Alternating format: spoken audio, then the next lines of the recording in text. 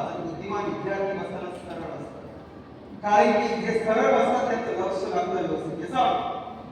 Yes बोला.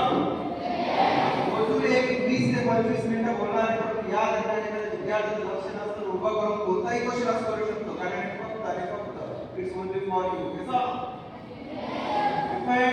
जे विद्यार्थी आपल्या आईवडिलांचा सन्मान करतात, गुरुजनांचं ऐकतात, ते विद्यार्थी नेहमी चांगले आयुष्य जगतात, ते आयुष्य क्रांती करतात. आणि जे गुरुजनांचं आईवडिलांचं ऐकत नाही ते कधीही व्यवस्थित होऊ शकत नाही. व्यवस्थित लक्ष द्या. 100% खूप काही तुम्हाला या 25-30 मिनिटांमध्ये शिकायला भेटणार आहे. पण कंडिशन एक आहे, तुमचं लक्ष स्ट्रॉंगली माझ्याकडे असलं पाहिजे. रिस्पॉन्ड करत जाऊ. तुम्हाला माहिती आहे, ज्याप्रमाणे यंत्र चालवण्यासाठी इंधनाची आवश्यकता असते, त्याच पद्धतीने माणसाला जीवन जगण्यासाठी मोटिवेशन म्हणजे प्रेरणेची आवश्यकता असते.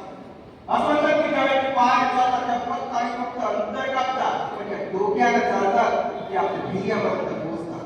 लक्षात ठेवा, मनुष्य किती जगला दॅट्स नॉट इम्पॉर्टंट, तो कसा जगला हे सगळ्यात जास्त